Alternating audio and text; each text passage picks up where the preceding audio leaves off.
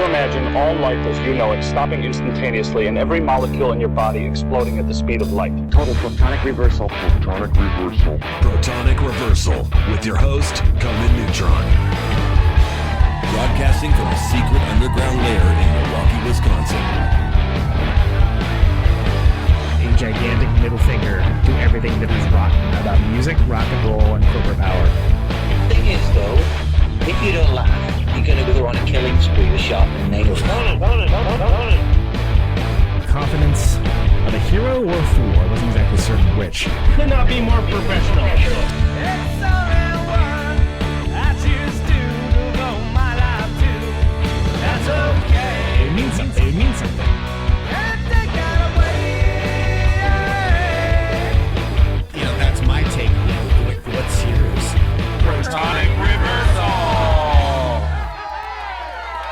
That's like a science thing, right?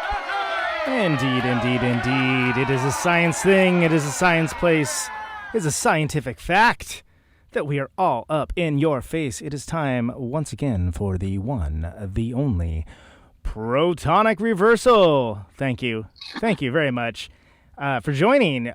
Tonight's a very special guest. One of my favorite all-around musicians in music. One of the most unsung heroes, I think. Incredible utility player, arranger, and utility player. Well, utility infielder is what we would call it in baseball, where you can play any position. Is what I was thinking of. But yeah, the one and only Mr. Mick Harvey. Welcome to the show, man. This is great. It's been a eventful week. I feel like it'd be disingenuous to not mention the passing of Anita. Yeah, sure. No, absolutely. It might explain if anyone's listening to the interview and I just start drifting off into space and lose my train of thought. It's the whole week's been a bit like that. So, well, the last 4 days anyway, since we learned that she died. So it's been pretty challenging, and I think it'll be a bit challenging the next few days as well. It's a process that you just takes time. So she seemed like an incredibly special person. Respected. Yeah, well, I guess that's the word. I don't know about that, because she was just one of my closest friends for decades. So it's difficult processing that. It's just, a thing that always people out there will be aware. Everybody experiences this unless they're incredibly fortunate. It's just something that happens, and when it happens, it's always a bit of a shock, and you just have to figure out how to deal with it in your own way and give it the time it needs. That's all. Yeah. So it's pretty fresh. So probably. We'll just if I'm talking about other things, I'll just move. Just be in that zone, and we can chat about other stuff. Sure. It's been taking up most of my thought patterns for the last few days. That keeps just being present. So, but it is. Well, we'll see how we go. Thanks, Conan. Well, sorry, drifting on there, but it's a little bit like that. You just drift on into the next thought about what that means and what the loss is, and everybody that's calling you all day and talking about it, and it's pretty all encompassing especially in the early stages when the loss is kind of recent. So I'm in that kind of moment, but let's go with let's see what we can do. Well, it seems like she meant quite a bit to many people, and when people like that leave us, it leaves a void, and she meant a lot to a huge number of people, which is becoming even more apparent as the messages and the discussions and the conversations I'm having with people keep coming in, and she really made her mark. Whoever met her was just immediately struck by the unique kind of nature of her presence and her way of doing things and her way of talking about things, and She made a huge impression on everybody, really, who met her, and she was quite, a very, very special person. So it's clear she had, even people who haven't seen her for 20 years or something, are still just very deeply affected because they still felt like they knew her, really. Yeah. They still felt a very close connection with her, even though they weren't seeing her or even in contact with her. So she had that kind of impact on people, and she felt that way about people too. She felt still very, even the immediate daily connection wasn't important for her. It was her things with people were deeper than that. It was about a spiritual connection and understanding, and that it carried on. That she maintained that kind of sense through the years, regardless of whether she was in contact. She was a very impractical person, so she very often wasn't in contact with people for years who she loved deeply and felt considered to be close friends. She just didn't find the way to keep in practical contact with them, but it made no difference to the intensity of the connection. She was that kind of person. So anyway, you can ask more about her if you want to. We can make the interview about Anita if you'd like. But you might. I want to be mindful of your feelings on the matter. But I do think it's great that what recorded material there is of her. It seems like you were a key part in drawing that out and assisting to kind of bring that into the world in a lot of ways. I mean, yes, I was. So it's I suppose even I tried to downplay that slightly on her 2 solo albums because I really wanted them to be about her. Right. And I think on the second one I'm credited with producing, and we co-wrote a lot of the songs together. But even Dirty Pearl, which is a kind of compilation of a lot of things she did. I kind of oversaw the entire project and made sure how it was put together and helped her do all of that, and kind of was involved in almost everything on there. I think there's only a couple of tracks I'm not on or producing or was in the band that worked with her or whatever. So, and even though it's a bit of a mixed bag, that album, necessarily because it's a compilation of a lot of bits and pieces that had happened over the year, but in a way that's partly representative of the way she operated. It was much harder to get her to do a coherent album that was actually recorded as a coherent album. So when we did Sex O'Clock in that way, it was very, very hard. I just had to keep working and believing that eventually she'd come in with some lyrics and actually be able to go and stand behind the microphone, because that avoidance of that went on for weeks, So eventually 1 or 2 days popped up where she actually felt that she could do that, and we had to capture it all and then continue working without her again. It was a bit like that. So, and then we finished the album and thought, well, this is kind of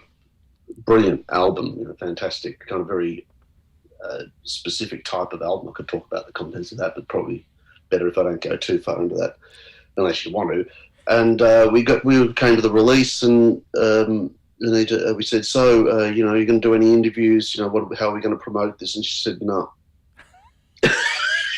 So this wasn't happening, huh? It's just like, no, it's not happening. So it was a bit like, right, okay. And then people wonder why the album didn't have any profile. I mean, it's entirely down to Anita. The album could have had a really good profile, but Anita was completely disinterested in promotion or being the center of attention. She wanted the work to stand, but in her extraordinarily impractical manner, didn't relate the two things. That I suppose she's right in a way. It should just stand on its own anyway. There's just so much noise out there. It's really, even back 20 years ago, it was pretty hard to kind of get through that noise and get noticed. And so anyway, so that was an enormous disappointment. And I've read a couple of things more lately where people have talked about that, how this invisible album or the album that just fell away and got no attention. and assuming that there were other reasons for that. The only reason for that was because Anita just wouldn't do any promotion. Right. So what are you going to do? Yeah. There's no video for it that I can remember. Is there a video for anything? Mate, I can't remember. Anyway, it's a little consequence. The album's kind of great, but it did make a bit of an impression on me around doing more work with her. A few years later, when she actually came to me and wanted to do some more stuff, I was a bit like, well, Nita, I'm working on this album, sure, and I've got all this stuff I'm doing, and I'm on tour, and so, the amount of work that I had to put into to create the recordings was kind of huge, and a huge responsibility too. Somehow I just pulled back from prioritizing it, I guess, because I knew that it would just disappear. Right, the album, and it's so the much recordings work. wouldn't get an airing, and so I just kind of chose to work on things that would have more of a chance of being put out there and being seen. So it's a weird option now. I wish I'd made 10 albums with her and hadn't cared, but it's too late now. Well, and she seemed to loom large in a lot of awesome art, and usually as sort of kind of almost on the periphery. Like there was some love I saw earlier for the Intoxicated Man record, which I thought was sure. No. Well, obviously she worked on Intoxicated. I brought, obviously with the Gainsbourg stuff, I needed a female singer or a couple of female singers, and just can't do a sausage party. Anita was just the most obvious choice by about 500 million miles. It's just like, well, Anita's going to be perfect, so she can do it.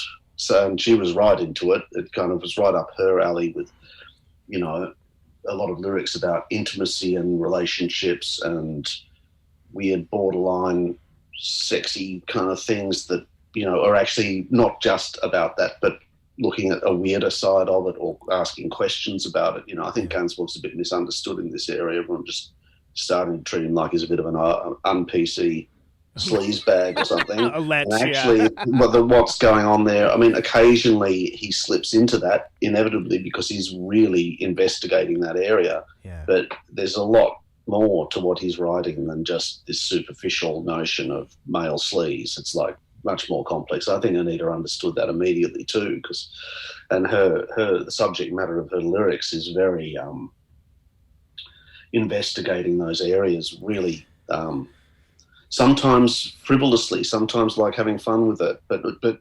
nevertheless it's around that subject and investigating that area and the emotional impacts of that and all those sorts of things, in a kind of a really amazing no holds bar way. It actually she didn't really mind if it went too far or in a similar way. So she really understood the Gainsbourg stuff, and she loved working on that. I think it was kind of slightly liberating for her, and to engage her in that type of thing, she really enjoyed it. Well, those songs have a lot of love for that, and quite rightly so. The songs have a sound of being quite light while sometimes addressing incredibly serious subject matter as well, which is kind of a hard that's a hard needle to thread in a lot of ways. And I feel like he's kind of the master of doing something like, oh, that sounds airy and fun. Like, yeah, have you actually listened to it? Like, have you listen to what's being sung here? There's almost always some sort of twist in the lyrics which has a very uncomfortable side to it. Yes. It's like just actually, this is not just kind of nice and okay. I mean, even Je t'aime moi non plus, these kind of most famous song, is very, very unusual in a lot of ways. It's really just questioning the entire notion of physical love and what, and it's treated as a kind of erotic exploration of just well, let's have a bit of a whatever about that, and it's the whole thing's a lot darker, and stuff's almost always like that, I think. And that's it. And that's the except maybe for Sea, Sex and Sun. I'm not quite sure. I don't know if you know that song. I don't know. There are a few when he got into his disco era, which are Yes, I do. Pretty unbelievable. But I think he was a little bit lost in not caring anymore by then, personally. Yeah. But that's just, anyway, I won't go into that either. That's just a personal opinion, which is perhaps not so interesting to extrapolate on. Well, since we're talking about Intoxicated Man, though, I mean, how did you approach that material that has like such reverence and such, the people, it means so much to the people involved? Like, how do you approach that? I mean, obviously I've heard the record and I like it, but. Oh, look, I suppose in some ways you're aware of that, but you can't really let that get in the way. I mean, on some levels I was fortunate, and I've said this before, back when the records came out, that I was fortunate that I was doing translations, because there was an argument that could be made for simply translating it and adhering to as much of the original arrangements as I liked, right, and keeping it true to the music, the musicality or whatever. So if I really liked an arrangement or a compositional structure that was there, which I did for most of the stuff from like especially 68 through to 72, that kind of period, thought the music is fantastic in that period, and he's composing great stuff, and I could actually just use whatever I wanted of the music. So in that way I also then remained true to the original, I suppose, sure, on a certain level, or true-ish to the original, and was because I was presenting them in English, which people hadn't heard before, and which was its own raison d'être. So anyway, right. It's well, and it's so I could play with that, but then in the end, I was also quite happy to be quite disrespectful to his musical composition anyway, when there was something that I didn't like, but there was a core of a song lyric idea that I did like, for instance, with Overseas Telegram or something, and we really just completely changed the music. So there was quite a lot of that on some of the recordings, actually. Quite a lot. I mean, after the first two albums in particular, because, I probably dealt with most of the songs that I loved the music of on the first couple of albums, and broadened out my scope and my research for the later. I know it's insane that I did 4, but that was part of the process. Well, it seems as if there can also be a song that is fantastic as a song, but maybe the arrangement itself is just doesn't work. And it doesn't make it less of a good song. With Serge, because he notoriously, with people who've really looked at it closely, he was very concerned with how he wrote the song, but he was really, then after that, he really didn't. Lost interest. He did care, but he didn't care much about how it was produced. He was quite happy just to hire in the current people who were arranging and producing what was fashionable, and record the songs that he'd written in that style. Yeah. So you sometimes do get some rather borderline things, but then taste with Serge was also quite willing to be tasteless. So he'd allow that to happen. He'd allow that to happen at some phases of his work. So, but he was very rigorous with his composition. I think personally, I think he was. Apart from when he stopped writing the music, like on the Cabbage Head and the reggae albums, and he just actually didn't even really compose any music and just talked. Right. So he just lost connection with the music somewhere there, which for me is obviously. That's when I'm not interested, because I don't hear any connection with the music. Anyway, that's so you get my feeling. You got a lot of my feelings there about Serge and his work. Well, that's when he became the legend, Serge Gainsbourg, right? Yeah, he did that whole Gunstar thing, and I think he just the disco stuff, and he didn't even care about just being a horrible sexist pig with his lyrics and stuff anymore. It's much more complex before that. What he's dealing with is really complex, and people raise these issues now, and I can only really point at or indicate that, as far as I can see, he's been working with a lot of very, very intelligent women, talented, intelligent, strong women, and all of them adore him. Yeah. So he's clearly not a sexist whore. Exactly. He's clearly got something intelligent and very sensitive to offer to the situation, and they understand him in a great way. And you can read between the lines with that. It's quite obvious what's going on. Yeah. So. Absolutely. Well, and I think that it's you brought up an important point too, that just by having the songs in English, it's going to hit differently. They're going to Yeah, it's and it's a complicated area because his lyrics in French are very clever, and inevitably some of the things lost in the translation. It just happens. Right. There are a few exceptions, I would say, in there where it's really everything's there. But in most cases, you lose something. I mean, someone made a clever quote once and said, what's lost in translation is the poetry. And that's probably true. But fortunately, we're dealing with lyrics.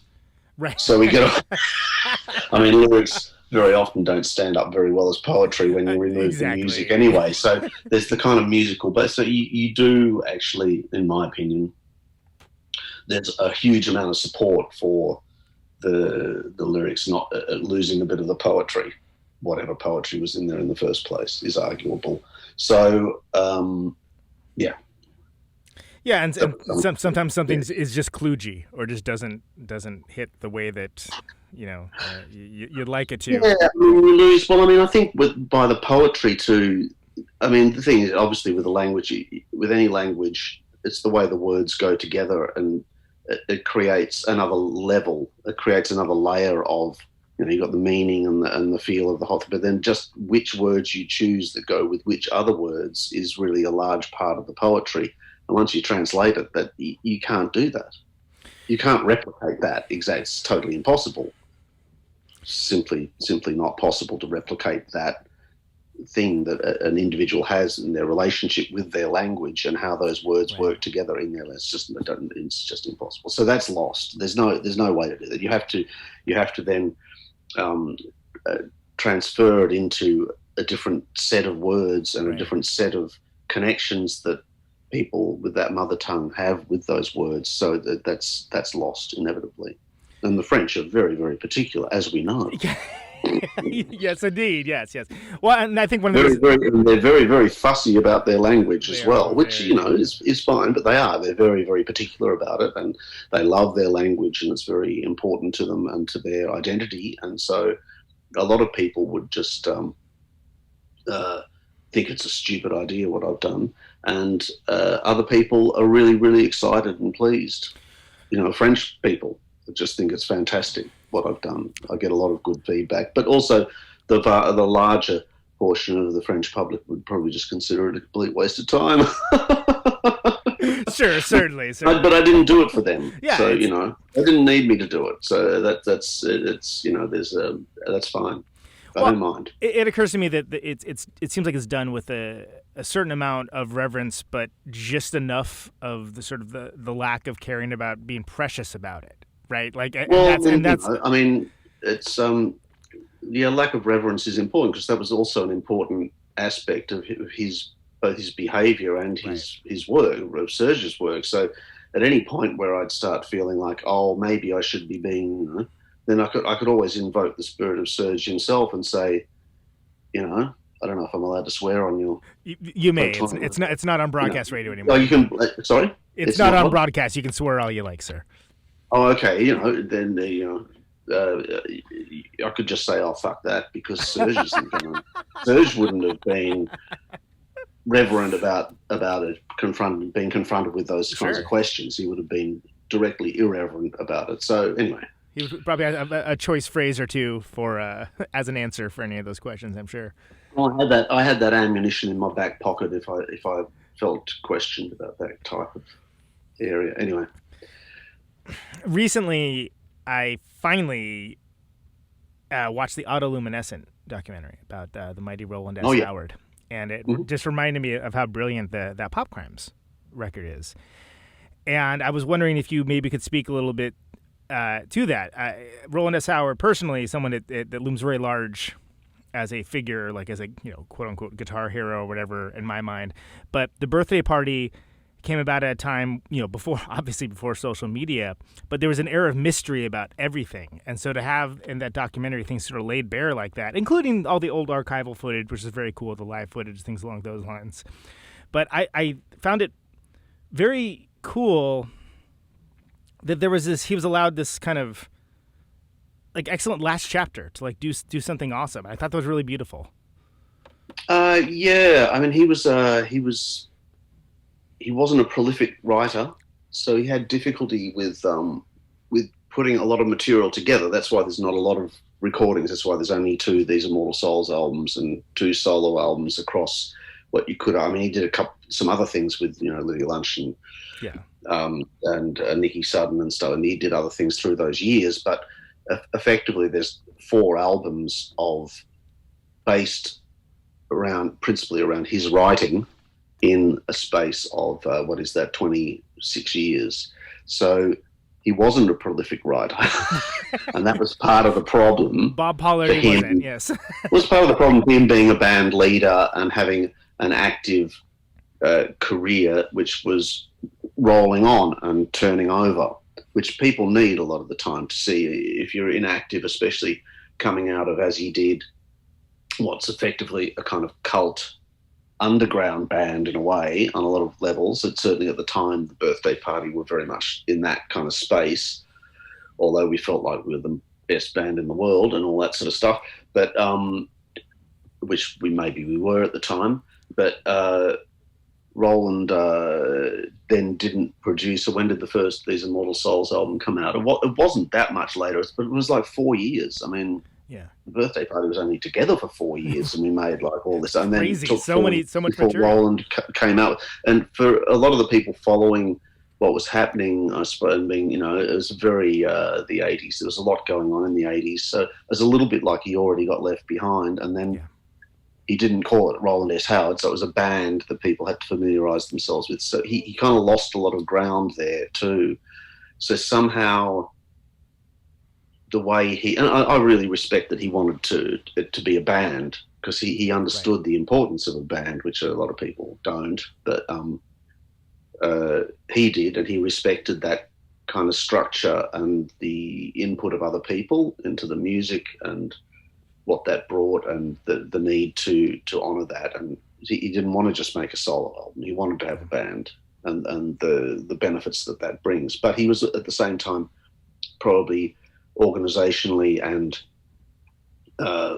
in some sort of vision way, not a particularly great band leader. He was very not much suited for that. So, yeah, exactly. So there was a bit of a dilemma there, and then it was another how many years? 3 or 4 years passed before the second These Immortal Souls album, and by that time people had drifted off. The second album's just brilliant. Yeah. It's a really fantastic record. So so then there were just the 2 solo albums. So really the Pop Crimes album came about a lot by the encouragement of other people just trying to get Rowland to do something. Yeah. Because he'd been quite unwell, after Teenage Snuff Film, after the first solo album, which we made mostly together. And at least in the recording phase, we just basically recorded it together. I kind of left him and Lindsay to mix it. I didn't really want to get caught up in all of that because I'd done my job. I felt I'd done my job on that occasion. Right. And the fader after fight. that, sorry? I said the fader fight. You don't want to get too involved in this should be up here. This should be okay. Well, you just don't want too many people doing that. And I knew that Lindsay and Rowland had strong ideas about how it should be, and I trusted them. And at some point, it's too many cooks, and you need to know when to step out of the room. And I just felt, well, that they'll know. Rowland will know exactly what to do, how he wants it to be. It's his record, so. So I left then, but probably 80% of that album was just recorded with me playing drums and him playing guitar. So that was they were the bass. There was no one else in the studio. So there were two of the big songs we did with Brian Hooper playing bass. Sleep Alone and Exit Everything. His very identifiable bass playing. Yeah. But nice. But after that, what I was getting to was that after the Teenage Snuff Film album, he was quite unwell, and like a lot of people from the late 70s, early 80s, and all the drug taking, they'd sort of they had Hep C or different problems, and there were health issues, and so he was struggling with that a lot, and writing even less. To go back to my earlier, so really, like, it wasn't much forth. But fortunately, some people really stepped in and encouraged, and I wasn't one of them, I'll say this, encouraged him to get back in the studio and record what he could and do more stuff, and including Jared Schlager, who's the guy from Liberation Records. He really kind of got behind Roland and supported him in doing that. And Roland just asked me back in, I suppose, Teenage Snuff Film having been artistically very successful from our point of view. We were very happy with what we'd done. He asked me back in to play drums again, so I became involved again with JP Shiloh making that album, and then Brian Hooper came in again for like 2 or 3 songs, and that identifiable bass again, and so that was and the album is. I suppose I have a different relationship with it. I kind of feel maybe it's the singing, because I can sense how Roland isn't as strong as he was. Yeah. So there's a kind of fragility, or his voice is a bit weaker than it was. And on Teenage Snuff Film, he was it's the strongest I heard him sing. I think his singing really carries the record in a great way. Whereas on Pop Crimes, it's a little bit more broken, just physically. So, it depends what you're listening to. For me, Teenage Snuff Film's the kind of album that really gels it all, and it's the kind of peak of the thing. And Pop Crimes is a fantastic kind of swan song, and there's some great stuff on there. But even then, there's like, how many covers are there on there? Covers, I hate that term. How many interpretations are there on there? The Townes Van Zandt song. You only kind of wrote there's 4 songs. One of them was from a re-recording of a song that didn't get on to Teenage Snuff Film. Sure, yeah. He might have written like 5 songs or something, and 2 of them were done after the initial recordings because we needed 2 more songs. So we only had, after 9 years, he had 3 songs. Yeah, I mean, and it's... So he wasn't prolific, but I mean, but then in the end, you end up with Roland's. A lot of people would be going, "Who cares about prolific?" Quite right too, because in the end, you just sit there. It's the same with Anita Lane. You sit there and go, "Well, that's the quality, not the quantity. It's kind of what you've got there that's the most important thing." You can bang out 100 albums, and. Well, I just think about already there. Sorry. I was going to say, the golden age of Bloodshed. Like, that's just a fantastic, like closer. Well, it was probably the last song he wrote. Yeah. To complete the album. So that song is a reflection of exactly, if I remember this rightly with the lyrics, it's kind of really about where he is in his life, and that it's all, it's kind of. Beautiful song, and it's the one he came back in with to say, this is the song I've got to complete the album. Right. That's all I've been able to write. But that was, brilliant song. So anyway. Yeah, I mean, I don't mean to, exclusively stick to the maudlin stuff, but I found the movie very compelling. That's fine. And Roland's guitar playing was, hugely influential. Obviously, he kind of, while I was being forced to kind of scrabble around and be the utility man, as you described me. I say it with love. Even in the birthday party, that was beginning, and my concern was more about the whole picture and the whole sound. Roland, having been taken away from the role he wanted to have as the singer and one of the major songwriter, was almost put in the position where he could really focus on his guitar playing and expand it and develop it. And I think that's really how it happened. He was just the focus into the detail of what he was doing with the guitar was available to him, and he spent a couple of years really honing that and working out exactly. So he came out with that amazing guitar playing style and sound and so forth, which has been hugely influential. And I was just on the other side of the stage playing guitar along with him a lot of the time, and really complimentary, so we really understood each other. But I was also just giving him the room to go a lot of the time, I mean, I just think about how, just beamed from Neptune, like the Friend Catcher was, right? Of just like, what on earth? Like, amazing. What? Like, what is happening right now? yeah, we were enjoying that. It was good fun. And then, you couldn't, so when Roland's coming out with guitar, and that's his good contribution with all the kind of tremolo feedback madness, you don't want to have too many other people going crazy like that. Yeah, you got to hold it down. You got to hold the song down. You need to give that a bit of space, or you'll squash it. You start squashing it or reducing it. You need to give that all the room it needs to make its statement. And it's so we were all well and truly on board. It was kind of that sort of stuff was fantastic to be engaged with. Yeah. Well, I'd hit on something I wanted to talk to you about, which is the difference between playing guitar with him and holding the song down versus playing drums. Like, how do you approach those different kinds of space? Because they're very obviously very different instruments, and you interact in different ways to them. It's funny. I don't really feel like they're any. I know they're different on a practical level and what they're putting into the song as a whole, but I don't really think about or approach them as being particularly different. I suppose my position is when whatever I'm doing, I'm just trying to get inside what's happening and understand the song and what I can do to give it something that makes it even better than it already is from what I'm doing. It's the sort of same thinking in a way. I know you've got very different tools sometimes, but it's the same thought processes about what I can be doing. So it never strikes me as being particularly different.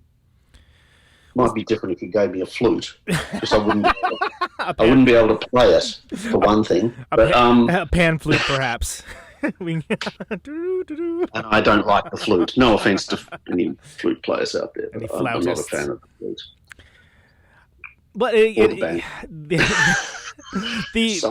sorry to all the banjo players out there and all the guitar players who love their banjo, but I don't like them. Anyway, go on. Well, it occurs to me that you think of a lot of the arrangement and serving the song as sort of the greater whole. I suppose that's what I became kind of inadvertently by just being put onto different instruments because nobody else had the guts to play something they didn't know how to play. I just ended up learning a few different instruments and realizing that I actually had an aptitude for that, and I could and that I could learn how to play them in a rudimentary fashion that could contribute to the situation. And that just put me in a position which a lot of young musicians are not in, where they're able to listen to everything that's happening, because I'd lose track even of what I'd been playing sometimes. And Roland even acknowledged that in an interview that I read with him, which was, one of the biggest compliments I've been paid, actually, just that he just said, well, it's great having Mick around because he listens to the whole thing. Most musicians sit there listening to their instrument. Yeah. And I learned not to do that very early. Right. So I suppose in a way that's why I became someone very useful in the scheme of things probably with the birthday party, although that was really a big group effort and everybody was contributing, and I wasn't as in charge of the production and the arrangements as I came to be. But even then I was learning that craft, I suppose, learning that thing about listening to the whole thing, understanding, getting inside the whole thing that's happening. And that has a lot to do, then with that becomes a thing where I came to have a good sense of arrangement. I just learned arrangement sort of on the fly, effectively, I suppose. I just figured out how to piece it together, and started doing, you know, like string arrangements and everything. But I actually feel that a lot of my internal understanding of that, or having the ears to hear how things need to be put together, really came from being exposed to a lot of classical music when I was young. Okay. So that may sound surprising, but I kind of really feel, you know, my dad just used to play anything, everything, you know, Beethoven and Bartok and Wagner and Mozart. I don't like all of it. In fact, a lot of it I can't stand, you know. Sure. I call it fiddle faddle, you know. It's just everything's just going. It's just like really annoying. But it nonetheless, they're the kind of great masters in a way. And what you're hearing with what they're doing is how they've constructed all the counterpoint and all these sorts of things that are really can be quite complex technically, but which are also come from a very natural. They always come from a starting point of just how people felt things should be put together, what felt and sounds right, Sure. and how things blend together and how they balance, and it's all just come out of trial and error. So being exposed to so much of that when I was young, I think it really helped me with just hearing everything. Well, and even if you don't care for it, there's as a rock musician to say that, people won't like that, but it was actually very good. So it was just a good oral grounding, you know. And I was in the church, of course, too, and a lot of church music and this sort of stuff. And it's all got a lot of it also has really the simple elements that you need. You can go. Some of it's quite, you know, a lot of Beethoven becomes quite minimal in a beautiful way, a very powerful way. So a lot of it stayed with me, and was probably very, very helpful for me, I think, hearing so much of that when I was young. And I think even with the composers maybe you don't care for, there's still something to learn from that. That's right. Mozart, they do say that if you listen to Mozart before an exam, you get a better results. There's something about his that just it does something to the brain. Right. It kind of maybe, you know, connects your synapses in your brain patterns, gets you interconnecting things or something. They really do say that it's true. Apparently, it's been analysed anyway. But I don't, and I'm not a fan of Mozart. Actually, I don't like his stuff very much at all. Yeah, they have that Mozart for babies thing. Mozart for babies. Oh yeah, things like that. I'm not a big Mozart fan, but there are a couple of really great pieces. But I'm not much of it. I'm a Beethoven man. Beethoven's awesome. Beethoven's the new world for me. For me, Mozart represents the old world. As a genius he may be, he represents the old world, the old order, and Beethoven represents the new order. It's like a huge split, actually, between the two of them, in my opinion. Anyway. Well, and so no, it's... You didn't expect to be talking about Mozart and Beethoven on this. That's why people tune in. Not. Well, that's okay. Nor did I. But then I never think about what I'm going to talk about. You can tell that, can't you? Well, I just think about records, you know, since we were talking about the birthday party, like Junkyard, that are just, like, there's nothing that sounds like that record. Like, you know, you have that, I mean, it seems like you, like, had, like, the mids boost. Like, it's really unearthly sounding.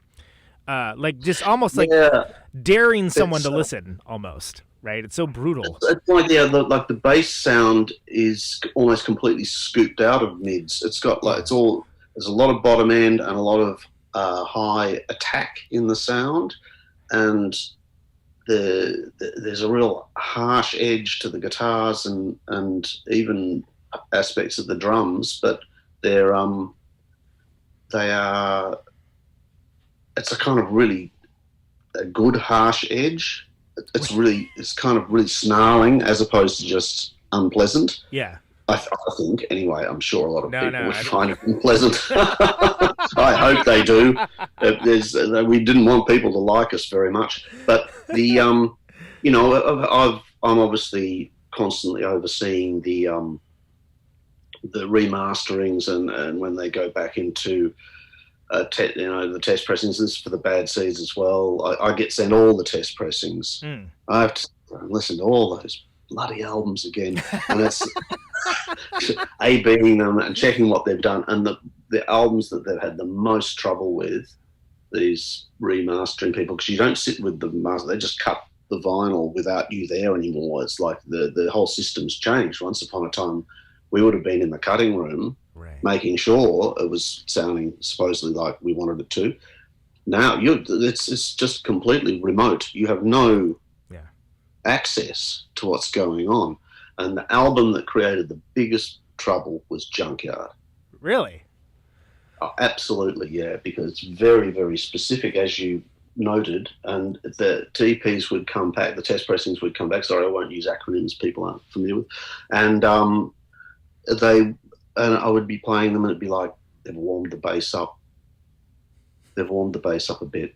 They've turned the harshness of the guitars back. Yeah. And put a stereo spreader on it to make it sound wider, but it changes the really fine balance between the guitars so it was even subtly changing the mix. And I would just send them back, and they were doing it in Germany. Bless their souls, you know. They're very technical, and they think they're very good at everything, the Germans, and mostly they are, but they're not perfect. Right. And I wrote back and I said, "You've changed this, this, and this," and they said, and their response was, in a very honest, but their response was something like, "We have hardly changed anything." And I was like, I know, but you have changed things. How Teutonic of them. Wow. And you should not have changed anything, because it's a historic document now. It's a historical document. It's not like something that you should change to sound like the current taste. Yeah. You know, it is what it is. It was made in the time, and it's really meant to sound like we intended it to sound. And they made it more approachable. More palatable, almost, yeah.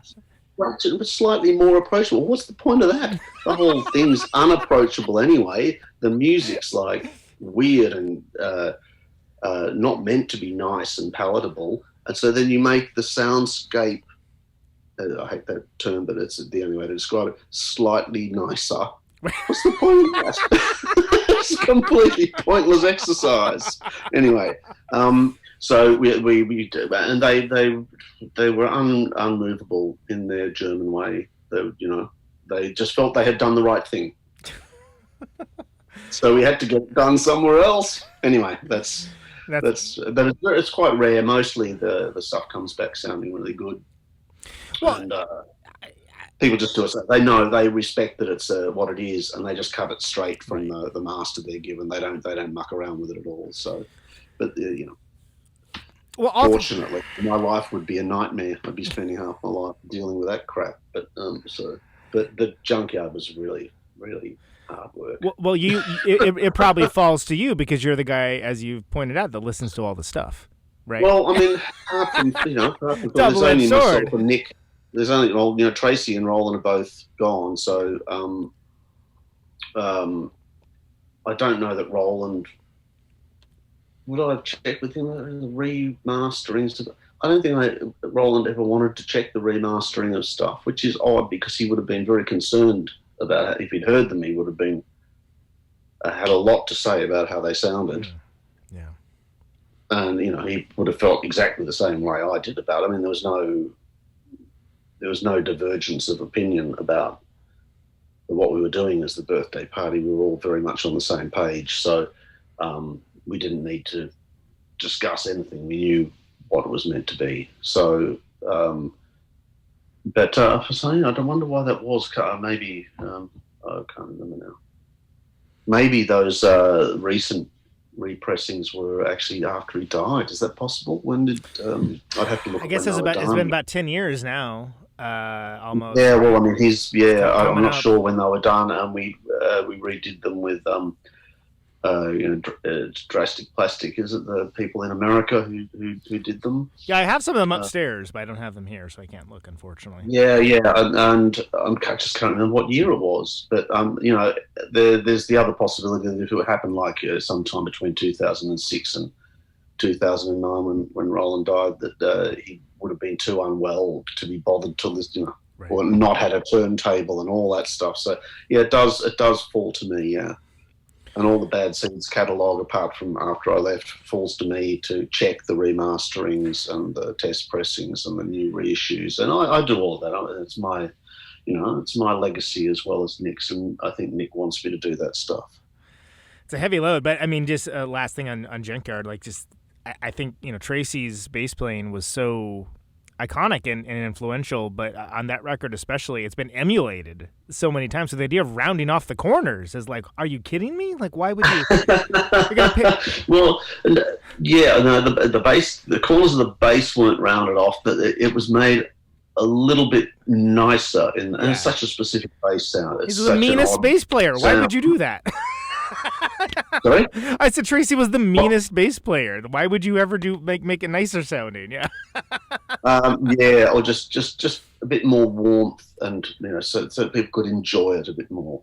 But that really wasn't our purpose at all. Anyway. Well, and it also occurs to me that and I've heard, Phil Calvert was good enough to be on the show, and I talked to him, especially about the birthday party's early days, and it seems like the dynamic between everybody that almost, everyone is working towards a common goal, but almost at war with each other, at least half the time as well, seemed to be so key to that band. Yeah, there were things like that happening, yeah. I wasn't usually one of the main belligerents, but it did later on when things got a bit edgy with Rowland, between Rowland and Nick after Phil left. It was I kind of got caught in the middle of that, the attitude thing of that, and it was pretty difficult. Do you think that was Rowland being frustrated because he wasn't getting his songs heard, or that he wasn't getting to be the front person as much, or? Yeah, things like that. But it's hard to be. I mean, it's not like anything had changed that much. It was, the birthday party was a difficult construct for Rowland because he wasn't getting out of it everything that he wanted to be getting out of. He came into the band wanting to be able to sing some songs occasionally and some of his own and contribute his own songs, and there were difficulties with his songwriting eventually in the birthday party. It wasn't kind of aligning, and he was kind of writing things for the band as opposed to just writing stuff and saying, here's what I've got. And I didn't know that till years later, and at the time I could kind of sense that there was something a bit premeditated about some of his songs that were coming in, and Nick was having he had to sing his lyrics a lot of the time and wasn't always relating to them.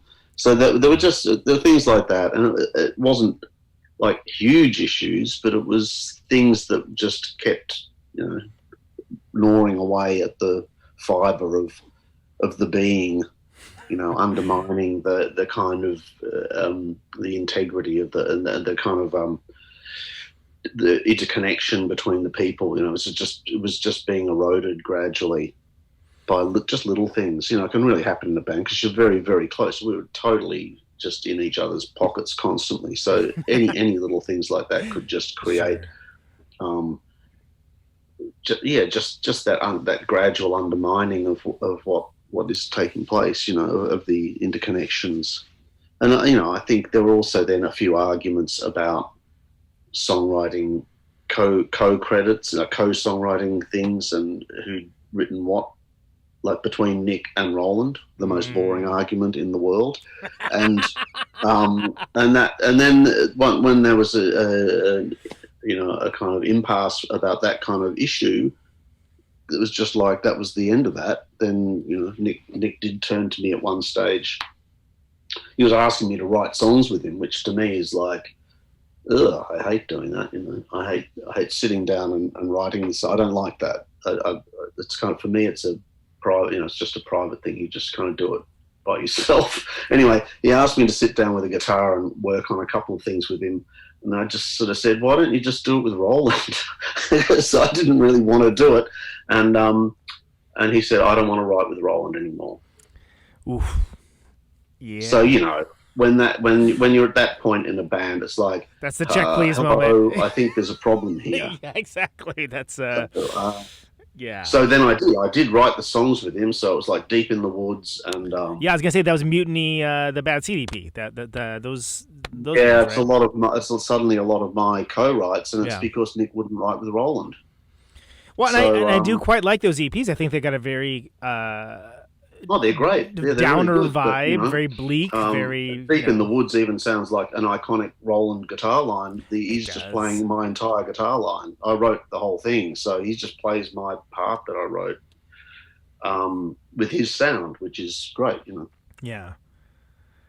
But suits it perfectly. Wouldn't have sounded as good me playing it. Well, and then you had Blixa come in at that point a little bit as well, right? Who's an iconic player. That was right at the end. That was really right at the end.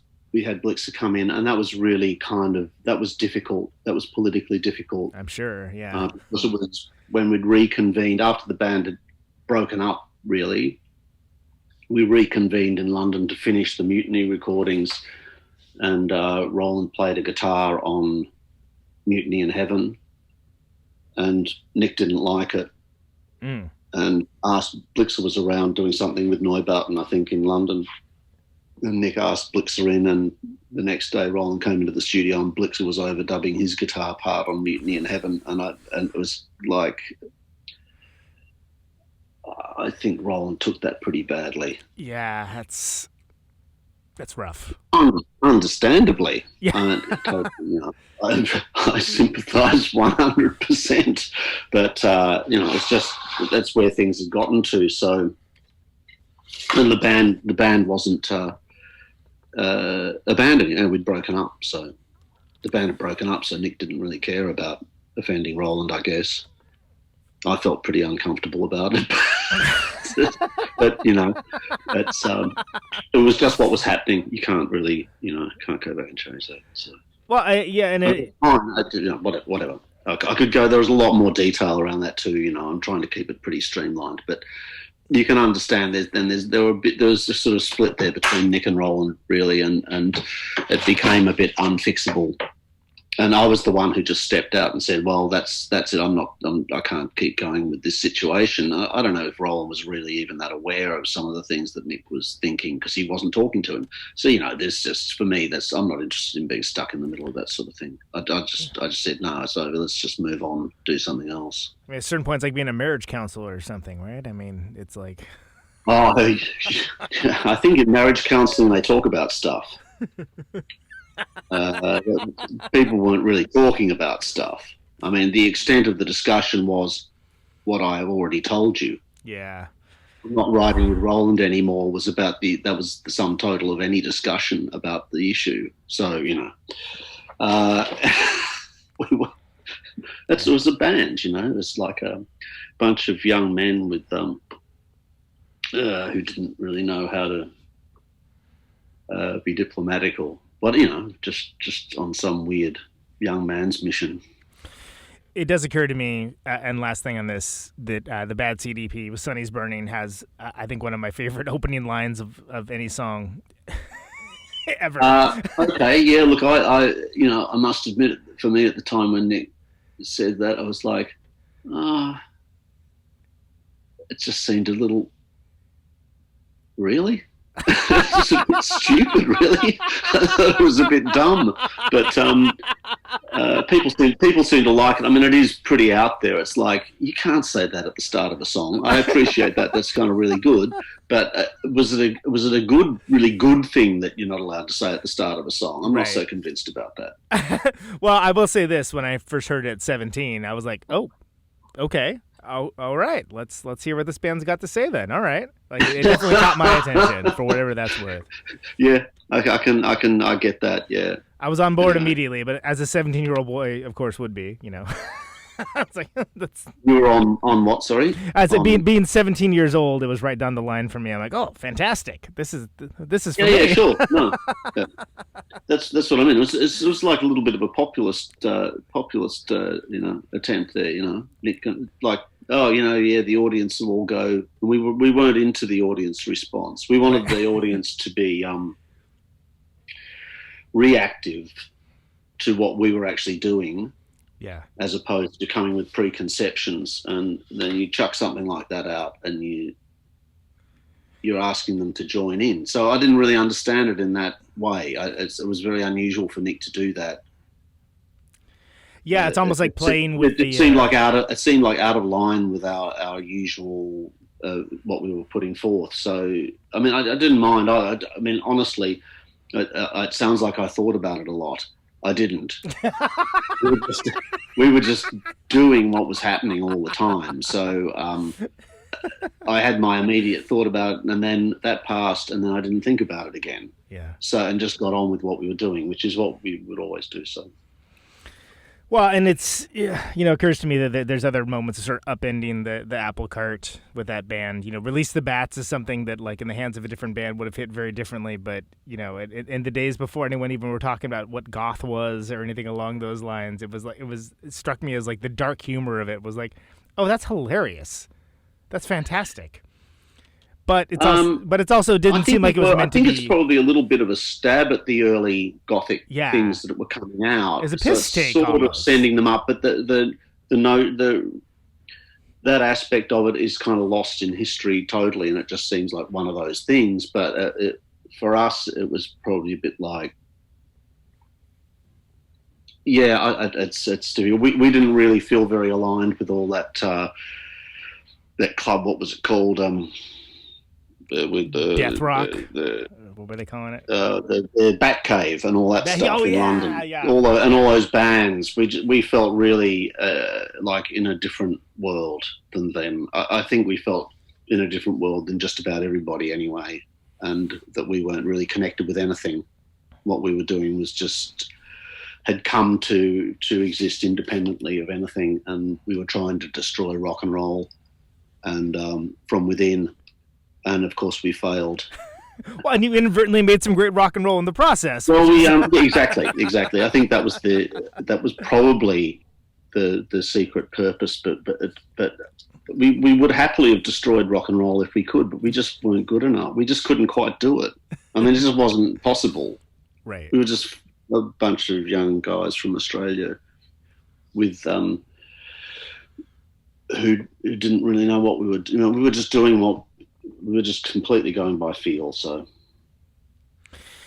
well, and then as I've seen a lot of people like David Yao from Jesus Liz, different people like this have talked to me about. But many people have talked to me about the birthday party over the years, and the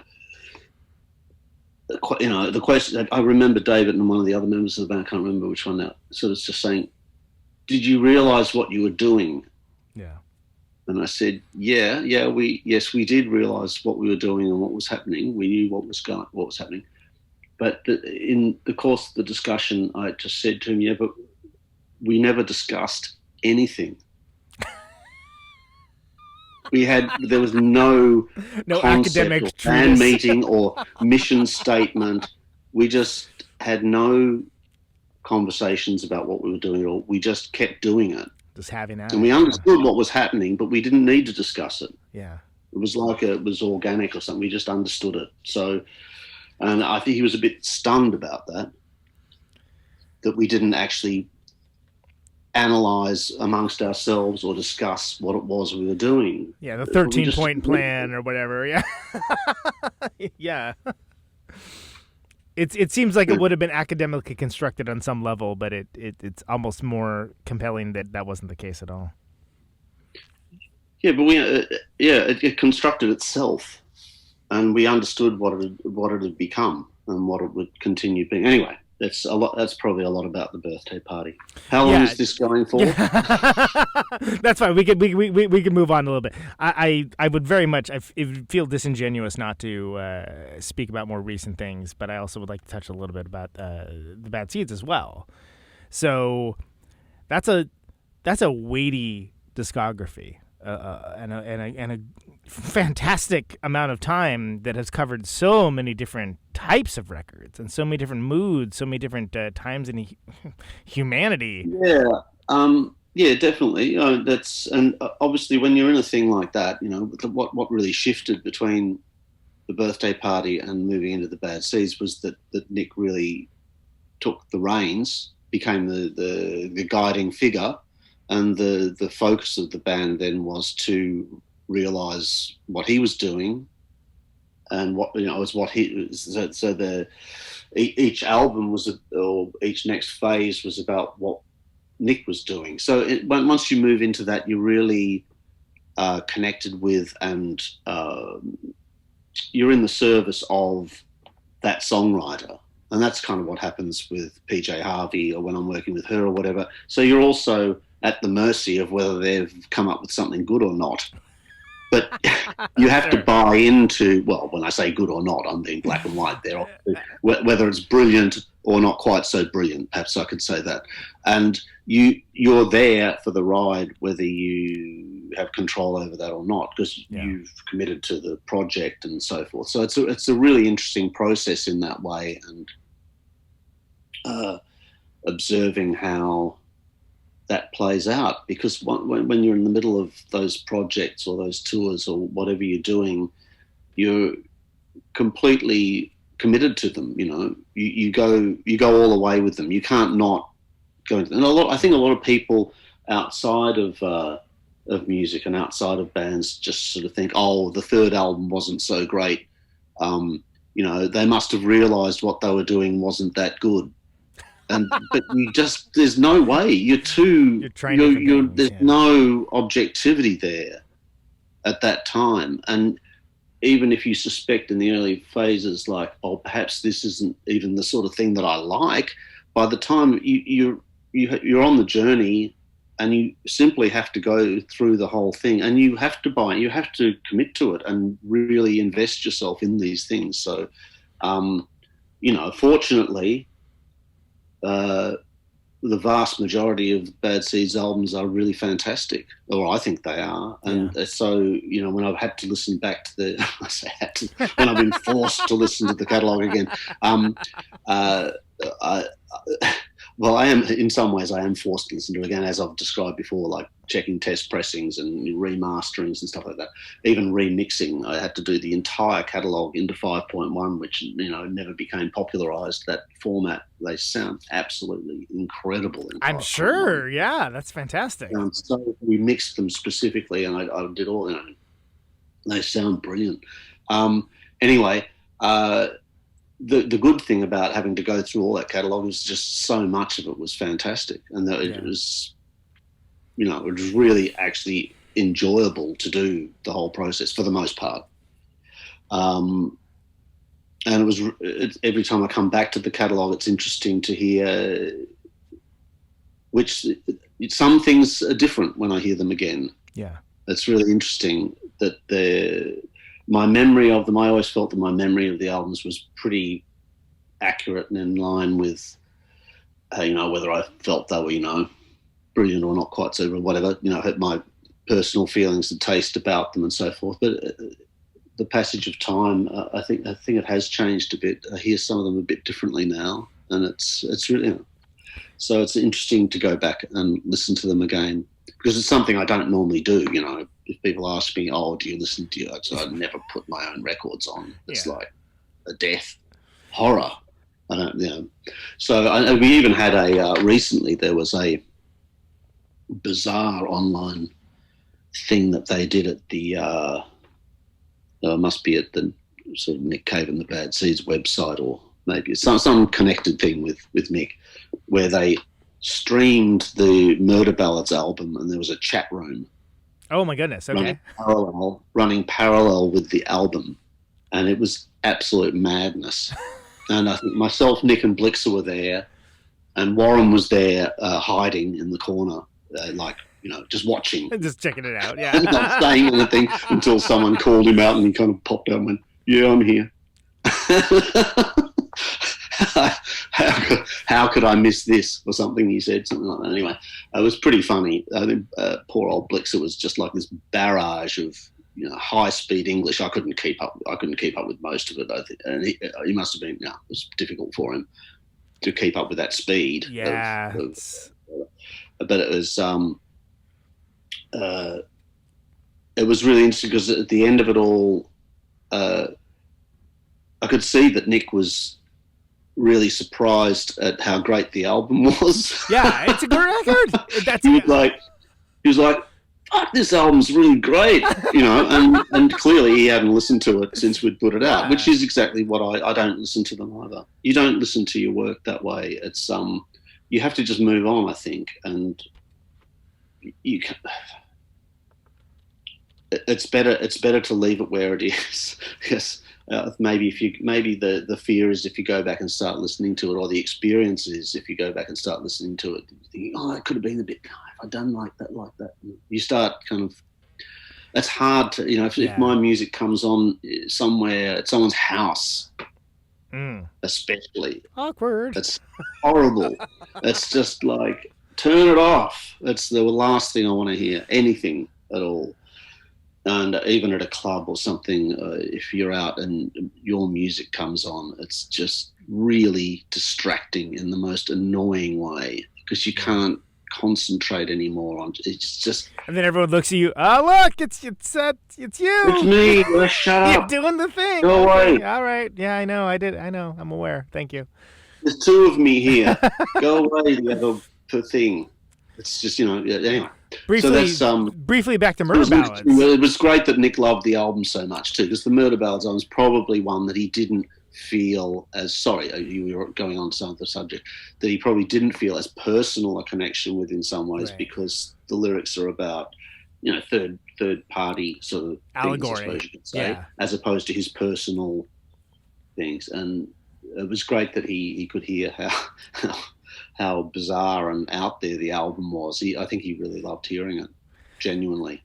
Well, anyway. I worked at a record store when it came out, and it was very compelling to me because it was an album that has a song like Where the Wild Roses Grow, as well as Stagger Lee, which is very contentious at the record store, I might add, not the least of which has to do with swearing. Definitely, but I mean, Stagger Lee is meant to be yes, contentious. Exactly. Clearly was really taking a lot of risks, with a lot of things. So, but then understanding that that's part of its purpose is to be asking questions and throwing up difficult, unpalatable information. It's, I think that it's kind of important too, because that's part of what's not just saying, it's not operating on one level where it's endorsing actions or ideas. It's throwing them up and putting the questions there too. In the grand tradition of actual murder ballads. Someone from the NRA, sorry?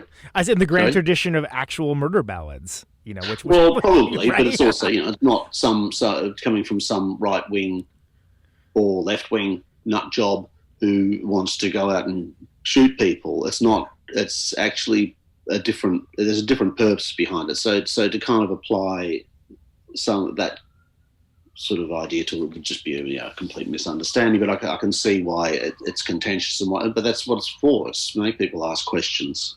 Yeah. Actually, it's mostly just to have so people can have a bit of fun. It's also wild. It's just meant to be entertaining, right? and it is, and it's operating. I'm quite wrong. It's not operating on any. It's not operating on much of a deeper level at all. I think something like Stagger Lee is really designed as an extreme entertainment. Well, sure, and it's not.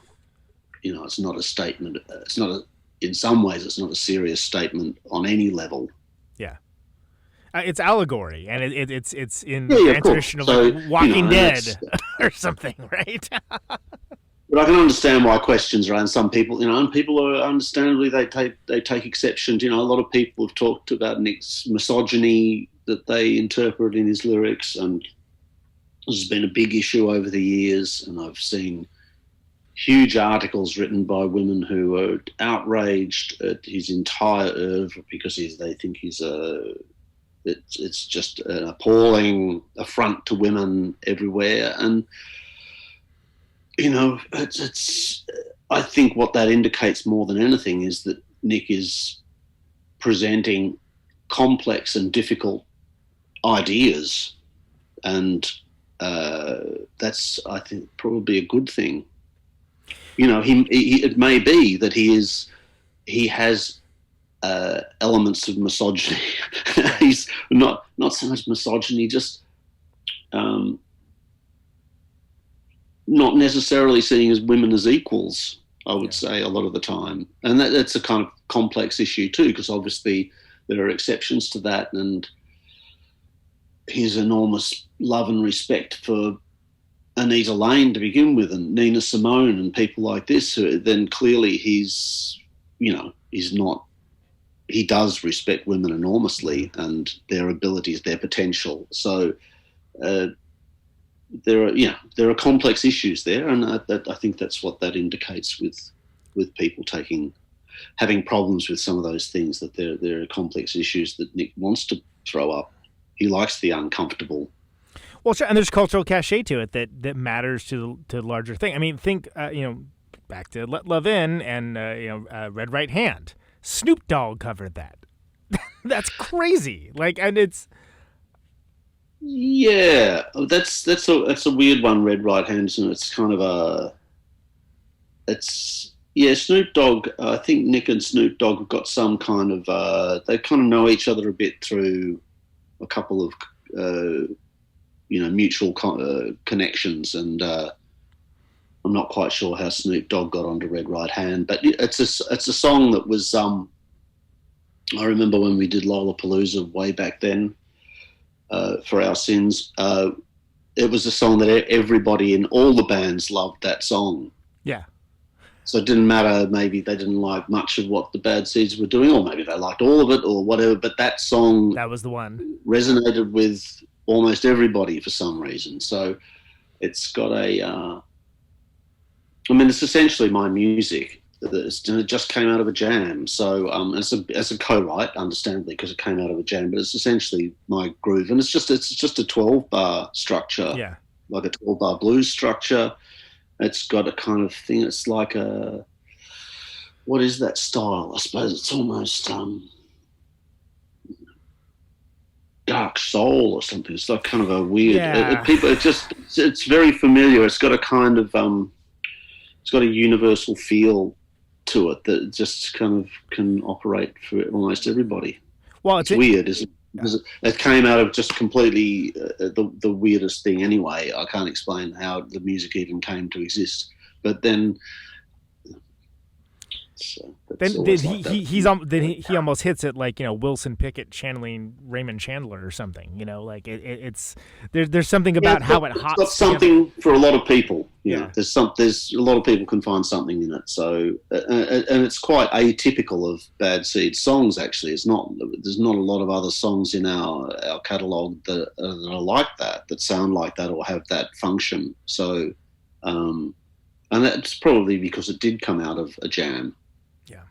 Musically, so it created this atmosphere that then I remember when we went into the studio, I think Nick and myself and Tommy had done it as just jamming out some ideas, and it is actually a little bit interesting because I think it's a little bit interesting because it began and Nick just said most musicians go, they have there's kind of chords and patterns and things that they automatically go to that are familiar to them, that they use as their sort of source, their groundswell, or their the pond they can dip into for ideas or whatever. So he was sick of going to C minor or going to whatever the chords are he was going to all the time.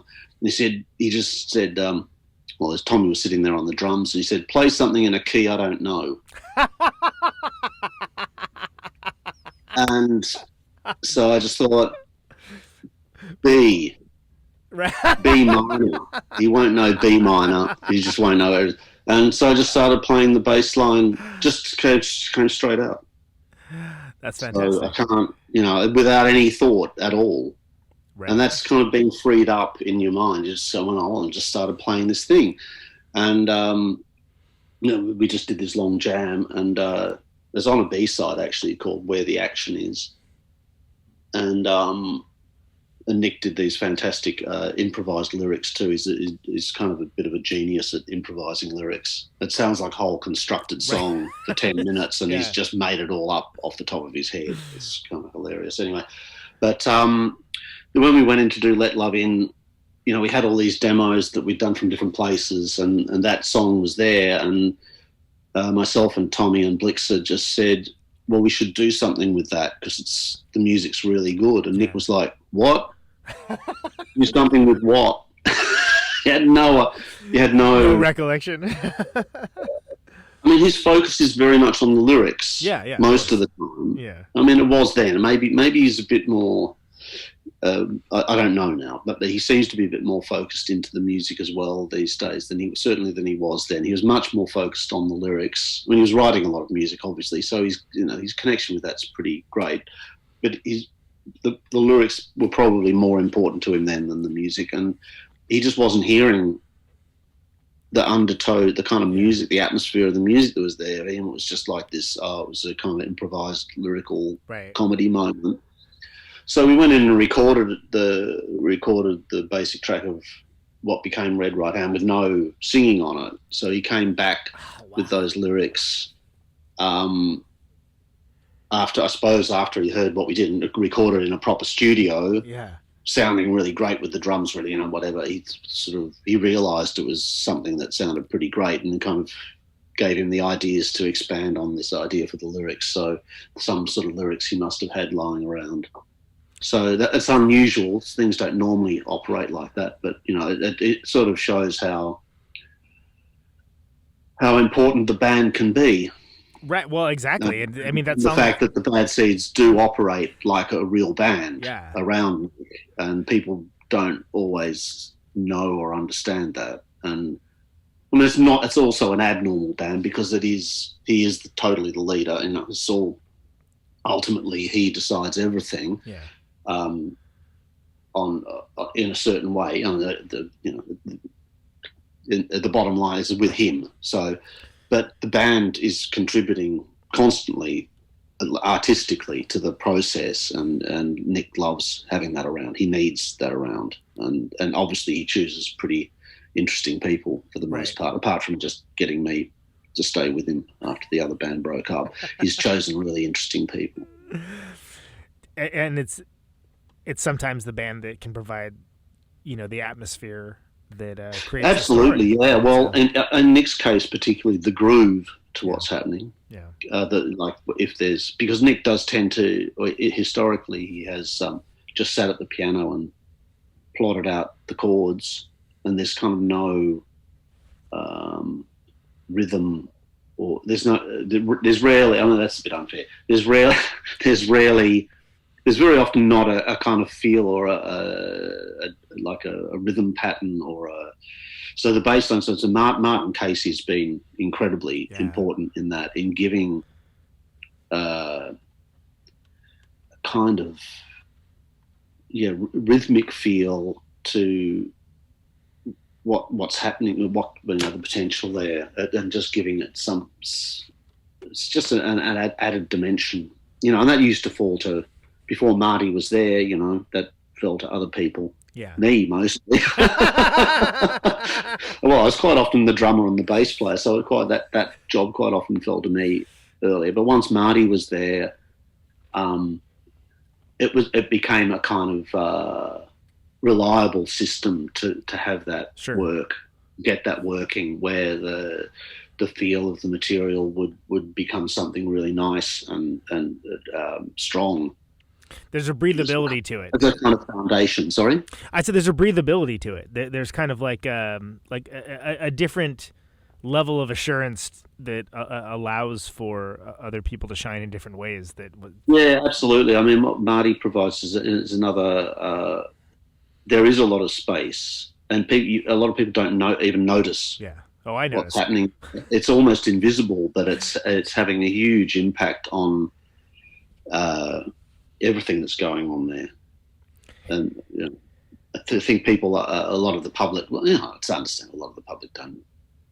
They're just interested. A lot of the public are just interested in the most visible aspect of things, and they haven't got time to care about who's playing playing what. That's not important to them, and that's right too. Why should they be? It's not. That's the end. That's the thing that's really important. But for us, it's important how it gets there. For the people really involved with it, you need to it's important to understand what's having that impact. So it's important for us. And well, you shouldn't be telling them what's important. You should be showing them, Well, yeah, but I mean, you can't force feed people stuff. They have to be interested in it. So I understand why that process happens and why people are interested in Kim Kardashian and why they, only focus on the singer, and why in this current era nobody even knows that Elton John doesn't write his own lyrics. It's just people aren't interested in. It's not of interest. They're interested in the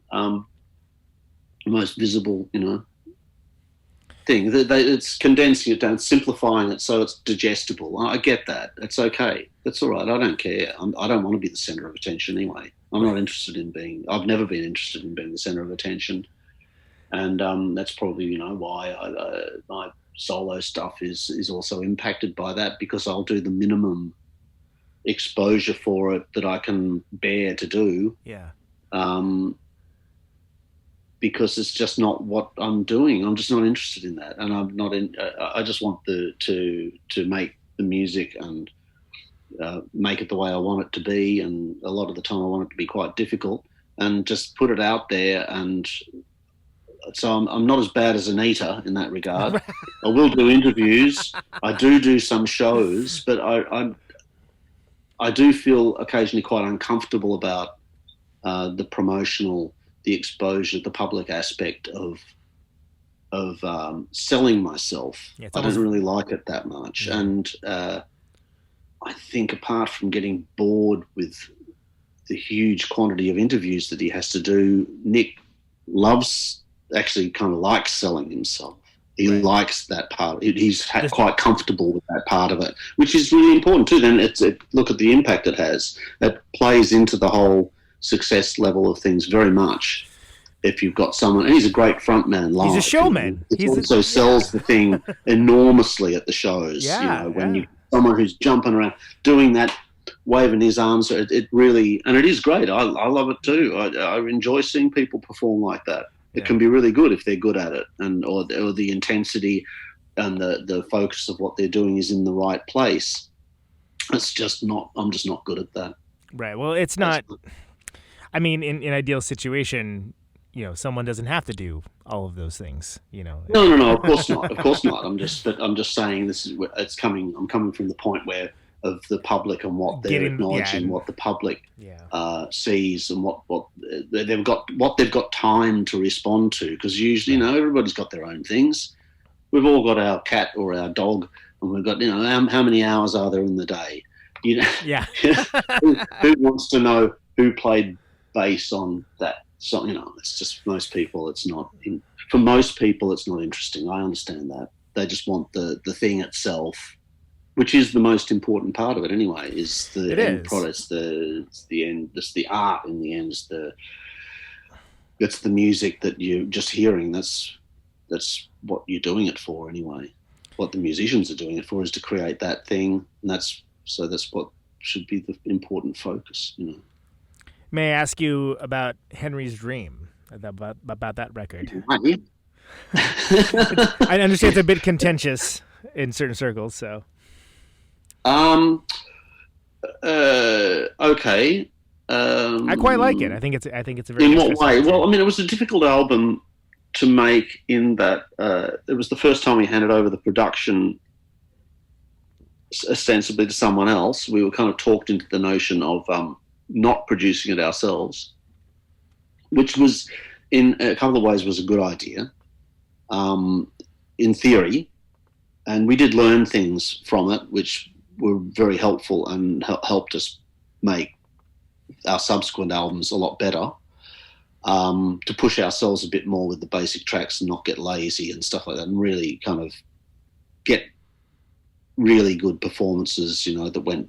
That was the main thing we learned from it, really. And because David Briggs, who we brought in, who'd worked a lot with Neil Young, he did make us do that, and it was really worthwhile. So we learned that lesson, and I think that was part of what Daniel Miller, our mute boss, really wanted us to do. He could sort of hear it in our recordings, I think, and he wanted us to learn that lesson and be better. Sure. So, and that kind of happened. But along the way, David Briggs was kind of chosen really because Nick felt, I was having the meetings with the producers, with Nick and the potential producers, the applicants or whatever they were. They weren't really applicants, but, and he pretty much chose David Briggs because he felt he would interfere the least with our sound and would have the least artistic ideas. In other words, just the least kind of potential adverse impact on us doing our own thing. And on some levels that did happen, and on other levels it didn't. I mean, we found these a great studio in upstate New York, and got there and started setting up, and he just didn't turn up because he had an overrun with his previous project, and he didn't really want to go to upstate New York. He just wanted to hang around in California and record there because that's where he was. So eventually we just had to pack up the recordings we'd started in near Woodstock, actually, in a studio called Dreamland, and we had to kind of relocate to LA and ended up at Rock City in Van Nuys, and it's a rock studio. It's a good rock studio, but it's in the name. Bad Seeds needed a different sort of studio to that. But anyway, that's where we recorded Henry's Dream, which is why it partly has a different atmospheric sound than our other records. Yeah. In a not a good way. It doesn't have that space around the sound, apart from the couple of tracks that we recorded at Dreamland, which are Loom of the Land and Christina the Astonishing, I think. Yeah. And which do have that kind of sound. I was going to say those definitely do. Yeah. So it was a mistake because for me, I've always said historically that it used to be, it's not really like this now, but back when it really was a necessity to kind of go into a decent recording studio, professional recording studio, I always used to say that the choice of studio was the single biggest production decision you would make. And unfortunately, Briggs put us in Rock City, and it wasn't the right studio. But the other thing about that is, and this is that what's contentious for people about that album, the sound or the feel? I think it's the sound. I personally love it. I think it's a fantastic record. But my understanding of it is some people, we're used to the more spaciousness of the earlier records, and maybe So, and then the problem was, so Briggs, David Briggs, then we went up to this place up called Indigo Ranch, I think it was called, up the hills behind Malibu or something. Yeah. And he mixed it at unbelievably excruciating volume where you could hardly be in the room. And that's saying something because we play really loud. Yeah. The Bad Seeds play really loud. And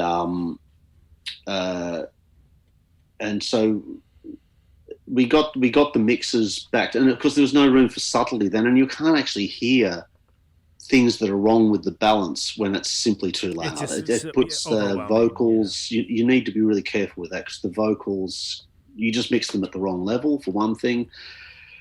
There are issues with a couple of intonation things in some of the instruments and the bass on a couple of tracks that we never identified because it was just always at such excruciating volume that we couldn't hear it. You can't hear that stuff when it's that loud. And then we got the mixes back on cassettes and stuff, as you did in those days, which was always pretty appalling anyway, and having to listen to a cassette of your new album's mixes. And they just sounded like demos. Yeah. So we had to remix it with Tony Cohen. We realised we just had to remix the album, and then Tony remixed it, and that was an arduous process. But Tony, was brilliant, he actually mixed it badly. with us, with our options. But the thing is, again, that's a little bit like going into the project. When you go into, in those days, when you went into the mixing process, you would go in a direction you have to mix pretty much manually, and it'd take a long time with certain tracks. If it was a complicated thing, it'd take hours and hours and hours. So once you go into, you had to set up the sounds and EQ the sounds how you want. This may be getting boring, but the decisions you made in the first half hour or hour of the mix would determine whether it was a good mix or not, because after an hour you would become accustomed to the way it sounded and not understand what was wrong with it anymore. Yep. So Tony really over mixed it, he overworked it, and the funny thing is, it's just a long discussion to get to this point, but all those people that who've got problems with Henry's Dream may be interested to hear this, that when I finally came to remix it for the 5.1 mixes, which are unheard, nobody owns them apparently, but and when I was doing that process, I was always listening to the original album and making sure that it kind of matched in the way it could with the feel or the idea of the way that album had been made. And I could do that with every single album except Henry's Dream. Because when they put the tapes on and I listened to it unaffected, I simply could not start making it sound worse than it did already. I could not. So the 5.1 mix is actually a different mix. Wow. Of those albums, and it sounds great. Yeah. That's all I'll say. I discovered I'd always had misgivings about it, and always said, "Oh, look, the production of that album it didn't go well, and it didn't work out well." And in fact, it was just mixed badly twice. The recordings are fantastic. I'm deeply curious to hear these 5.1 mixes. Well, the 5.1 mix exists. I could talk to the powers that be about what they called at the time packing it down into a stereo mix. Yeah. As a remixed version of the album, but that'd be a process now, talking to all sorts of people who I don't have necessarily direct relationships with, like people at BMG and mix management who I get on with fine, and all that. But it would be a real process to say, hey, we should reissue this as a new mix. Is there an anniversary coming up? If there's a 20, is there maybe no? Are we already past 30? Shit, yeah. Sorry, I swear. We're already past 30, I think. Anyway, it was 92, 92, right? So there's still time. 92? Yeah. I was 92. Hey, we can do a 30th anniversary reissue. I'll talk to Nick about it. I'll bring it up with Nick when I but I don't actually really communicate with Nick much. But maybe I'll bring it up with him. Fantastic. That would be talk to him about other stuff. Yeah. Like Anita, like we've been right. About Anita, and then about some other thing, but don't really talk to him about business very much anymore. Yeah, thank God. Just because business is a bit boring most of the time. Well, I hope that comes to pass. That's a great idea. I'll look into that, and it exists. It pretty much exists. I just have to oversee how the 5.1 mix got packed down into a new stereo version. It sounded so much better, and there was the engineers who recorded the stuff did a great job, and just putting the tapes up and playing them back un-EQ'd, nothing. They sounded great. That's awesome. It was like, how did the mix get destroyed so badly twice? It was just. That also just goes to show how reliant one was on the engineers doing their job properly. And, we were always, as producing ourselves, really dependent on the engineers doing a good job and picking choosing really good engineers. So when they failed us a couple of times, we were, there we were looking like idiots.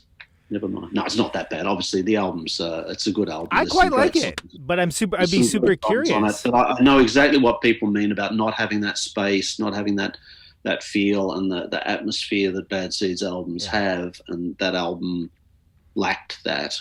I understand that 100%, yeah. Well, speaking of albums with a different feel, I wonder if you could speak a little bit about the last Bad Seeds record you're on, Dig Lazarus Dig, the Sleazy Vegas record, I call it, and I mean that in the deepest love in my heart when I say that. Yeah, look, I have a difficult relationship with that album because it kind of was recorded when, relations weren't the best between me and Nick. We were felt a bit tense. I mean, we were getting on fine, but there was a background tension there all the time, and so it wasn't that kind of positive an experience for me. And I also find that it's a sort of transitional album where Grinder Man were in the background, and it was hard to separate out things and approaches that were being used by Grinder Man and other sort of things that were around from the Bad Seeds and separate them and make a Bad Seeds album in its own right. And, that impacted. I mean, that doesn't necessarily adversely impact it, but I do feel that the songs on there that are classic kind of Bad Seeds things with that classic sound have all been shunted down the end of the album. And because Nick's just like a bit, maybe feeling a bit like, that just sounds like stuff we've done before, which is fair enough too. But then the stuff that's some of the stuff that's up the front that sounds like stuff that we haven't done before, some of it's not particularly great. So that's, for me, that was a bit of an issue. This is just my taste, so some people will really disagree with this, and if Nick hears this, he'll be appalled and defend them to the hilt and go, I love that song or something. But, Today's Lesson and Albert Goes West are not exactly the best Bad Seeds songs ever recorded, and they're shunted right up the front of the album. It's like, well, as far as I'm concerned, they shouldn't even be on the album.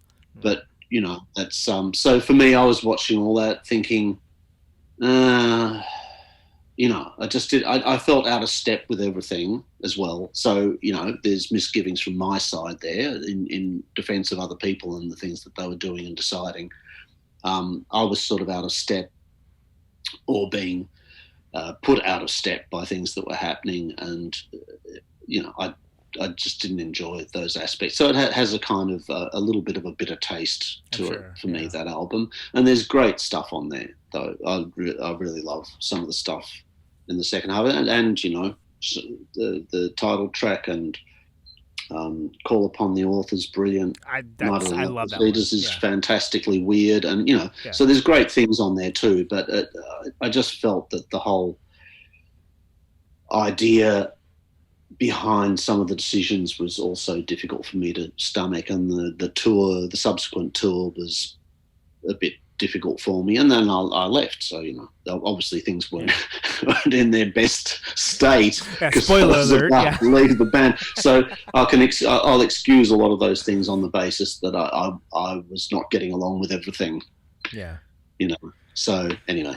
And that's a big decision. I mean, that's a long. Yeah, it was a huge decision, but it was kind of it was a decision I almost made after the Boatman's Call. Actually, I almost left then, and in some ways I could have left then, and it would have been quite a good move.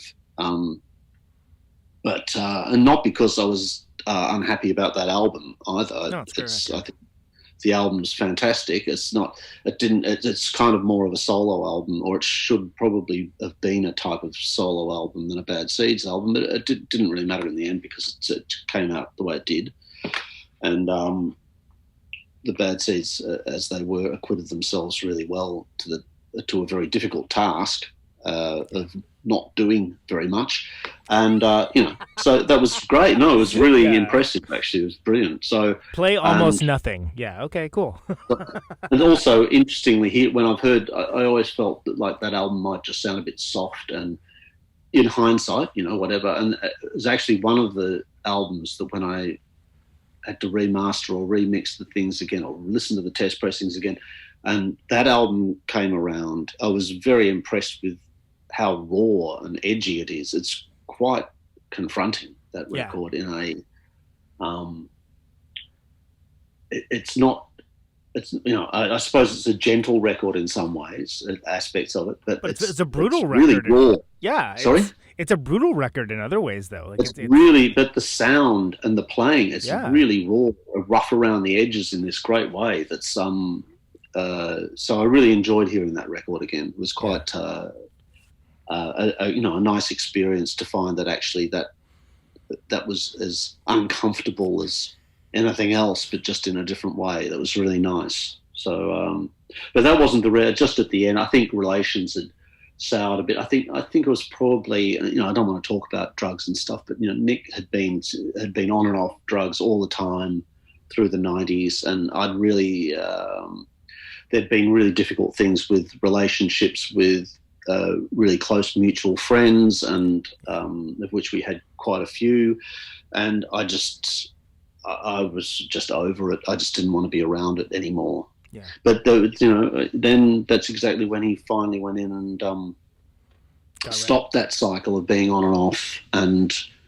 he came out the other end of that, and he's been, and somehow a passage of time happened. The Bad Seeds actually had a hiatus, and when he came out of that, when we came out of the hiatus, it seemed like it was okay.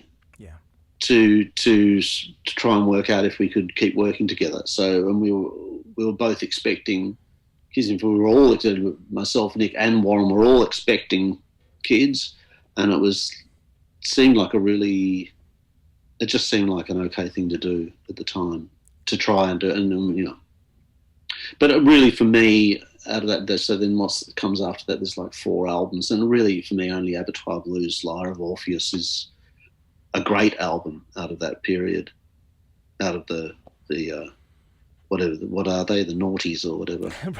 Well, and I think what are they called? I can't remember. I think the aughts or the naughties are either one is interchangeable almost. The aughts. Yeah. Oh, okay. I haven't heard that. Depending on who you talk to. I prefer the aughts. Anyway, so, but, for me, that double album's the only one that is kind of great out of that period. I mean, a lot of people think that No More Shall We Part is Nick's best album.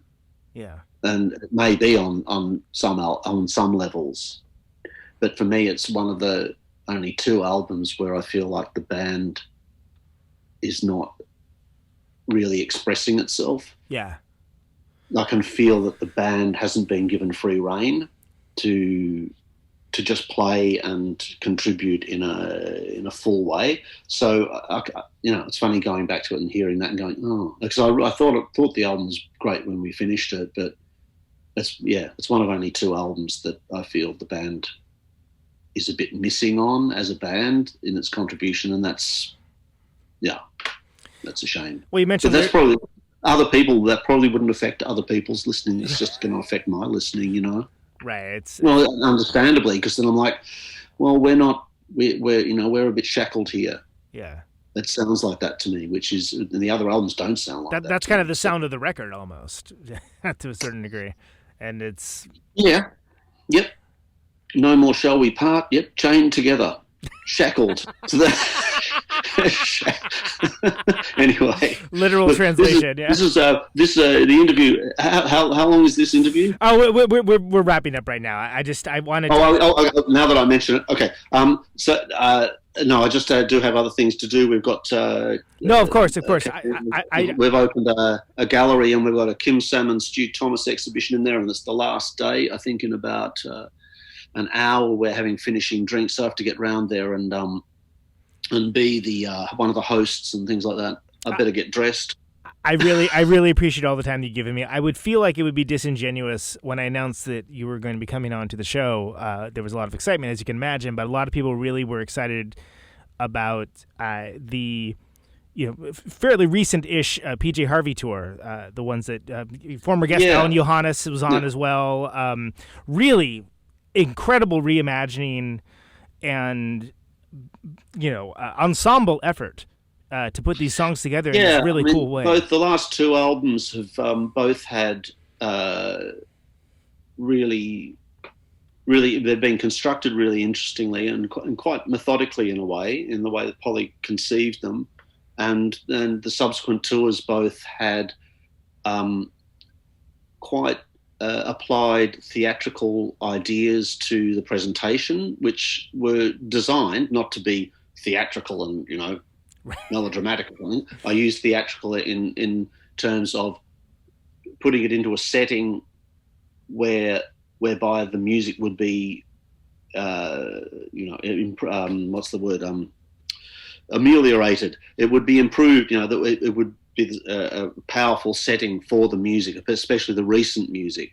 So the adaptation of some of the older pieces was a little more complicated, but we worked through that, and they were working, but they were really designed to present the newer material, and they were incredible to do, and for me very unusual not to be just wandering around the stage wherever I happen to be going, kind of whatever, scratching my nose or something. But it's really kind of required you to concentrate and do the things through the course of the evening, almost like choreographed, but in a very not like in a Motown way, but right. but it was structurally set up, and it made one's focus really particular. For me, it was very interesting as a musician to do that and have, because usually you can wander around, and your thoughts can start wandering around too, sure. Yeah. As a consequence of that. And what it gave to the whole presentation was a real rigor and a focus, and you were just constantly really focused into exactly what you were doing. So Polly's amazing at conceptualizing those things and understanding that sort of thing will happen, because she's very, very concentrated, and she doesn't sort of, her thought patterns don't drift around wild. And I think she's doing something there where she's bringing everybody else into her focus, into her type of focus, so that they're really working with her. So it's a really interesting process. She's a pretty amazing woman. She has an incredible talent for it, and that just struck me as a great culmination of a lot of very talented utility players doing their thing. Yeah, there were a lot of multi-instrumentalists up there on that stage. Brilliant ones too, I might say. That was probably they were all better multi-instrumentalists than me, all better utility men than me. And great, such an amazing variety of types of musicians and backgrounds up there, and just bringing them all together, and we all just got on so well. It was a fantastic experience, actually. And she would also choose the band and the people based on aspects of how they would interact personally as well. Yeah. She's very alert to that, which is was very interesting for me. I'm sure, yeah. I'd never constructed a band like that. Sorry? Oh, I was just saying, like, there seemed to be this very thoughtful affinity in that way of just the personalities involved. Like, it was noticeable. Yeah. We all got on really, really well, and there's a lot of love there and a lot of respect, and it made the tour. It was pretty special tour, as was the previous Let Love In tour. Yeah. Let England Shake. Sorry. God, too many I'm L's. talking too much. Somebody get me some breakfast. Blood sugar's dropping. The Let England Shake tour was really amazing as well in that way, but obviously on a different level. It's just really the four of us, and it was very intense and focused. Those shows, there was, but the same kind of thing. It was also semi choreographed and had a theatrical kind of, it was set up theatrically with her as a narrator on one side of the stage, and us as this. It was quite very unusual. Some unusual things going on there with, that created some quite peculiar side effects in terms of how it's just not like being in a band on stage. Different thing, yeah. It took it to a different place, so which was the intention. Yeah. Mick Harvey, thank you so much for being on the show. This has been a pleasure. Thank you so much for spending so much time with me, talking at length. This has been wonderful. Last thing, I have one canned question and one canned question only that I ever ask people. I like to hear, okay. I like to hear the answers. You can interpret this however you like, but why do you do what you do? Oh. Well, I fell into it by accident, and I found over time that I was kind of good at it, and I've just never really been able to stop doing it. And we are all very glad for that. Was that okay? That's beautiful. Thank you, Mick. Thank you so much. Okay. Thanks, Conan. And I'm going to have to go and have a shower and get dressed now. Yeah. So thanks for your time. Hope I didn't ramble too much. You rambled the exact right amount. Thank you very much. If you think so. That's brilliant. Thank you. Thanks for having me on the show, and good luck with everything. Until next time. Yeah, bye. Mick Harvey, everybody. Mick fucking Harvey. Holy moly. Wow. I mean, seriously, though, wow. I hope you guys enjoyed that as much as I did, because holy moly did I enjoy that. That was Mick Harvey, everybody. That was awesome.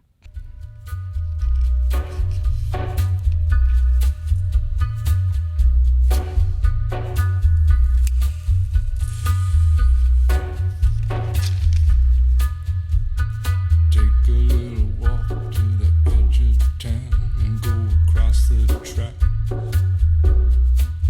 where the viaduct looms like a bird of doom as it ships and cracks, where secrets lie in the border fires and the humming wires. Yeah, man, you know you're never coming back. Past the square, past the bridge, past the mills, past the stacks. On a gathering storm comes a tall, handsome man in a dusty black coat with a red right hand.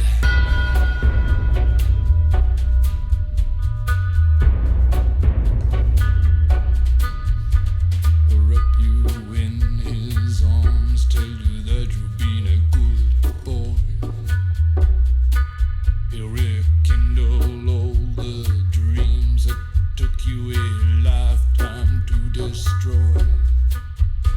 He'll reach deep into the hole, heal your shrinking soul, but there won't be a single thing that you can do. He's a god, he's a man, he's a ghost, he's a guru.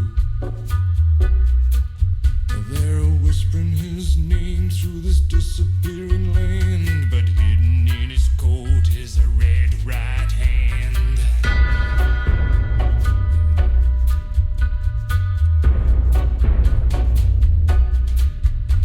You don't owe no money, get you some. You don't have no car, get you one.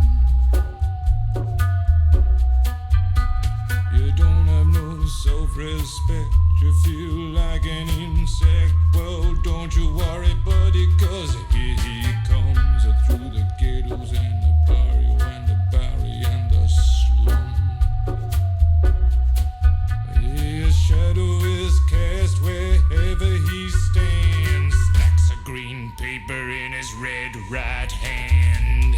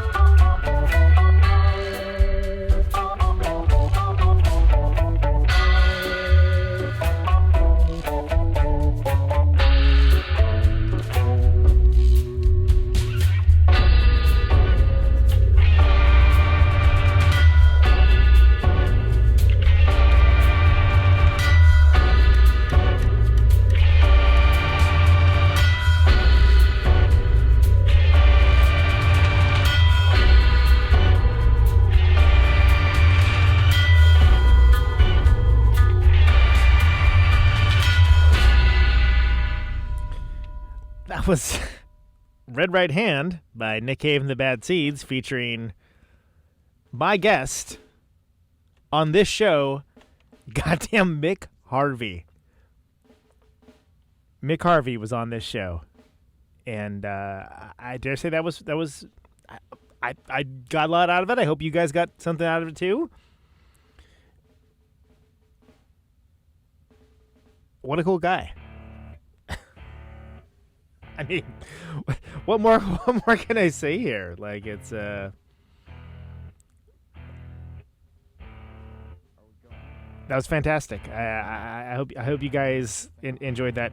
Even 180 I did, and cementing his whatever he told me that he's basically the coolest guy ever, and very giving of his time. Anyway, Mick Harvey's all over the internet, doing cool stuff all the time, always. There's a MickHarvey.com. He's on Instagram.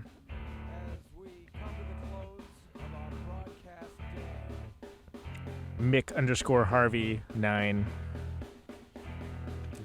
There's that many other McHarveys? Yeah, hey, thanks for listening, folks.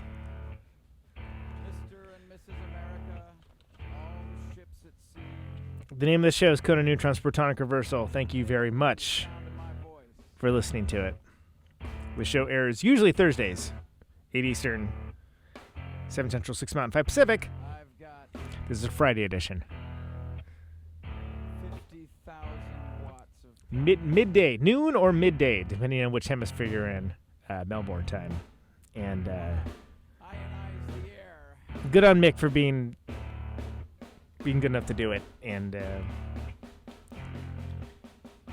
yeah. Archives always free. ProtonicReversal.com. Patreon.com/ProtonicReversal to get episodes of the show sooner. $1 a month will get you there. Can you hear me now? Out on Stay safe out there. dark and lonely. I got my radio on. And take it easy. Can you hear me now? Can you hear me now?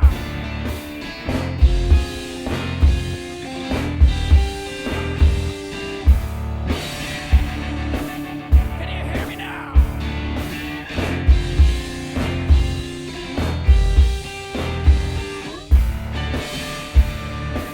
Can you hear me now? See the radio.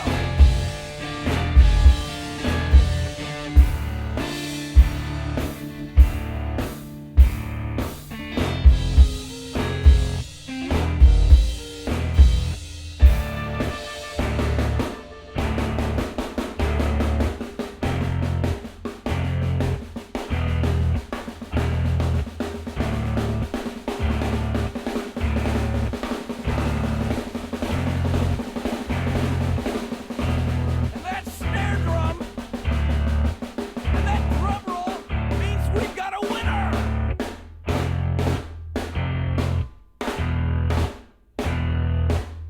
If you're the fifth caller, or any caller at all,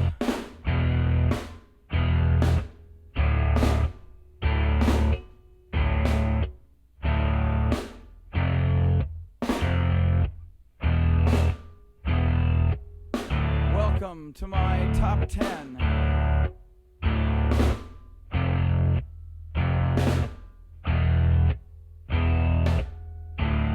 I'd like to thank our sponsor. But we haven't got a sponsor. Not if you were the last man on earth. She was prepared to prove it. This one goes out to a special girl. But there is no special girl.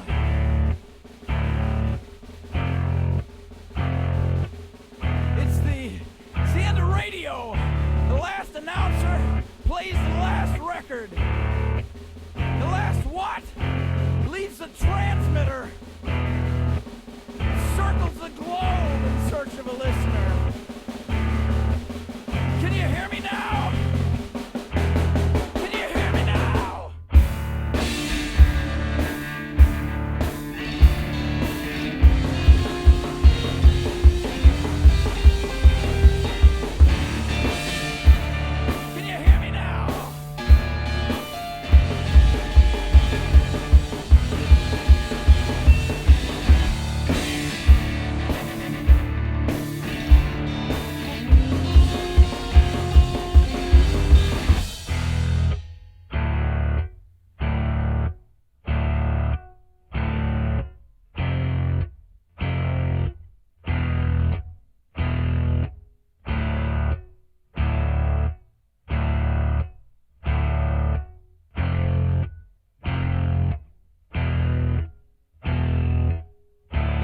really broadcasting if there's no one there to receive?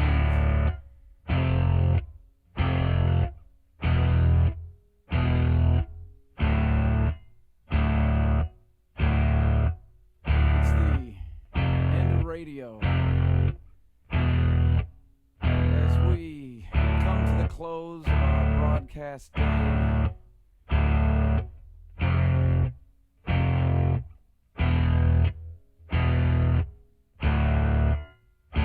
got my radio on.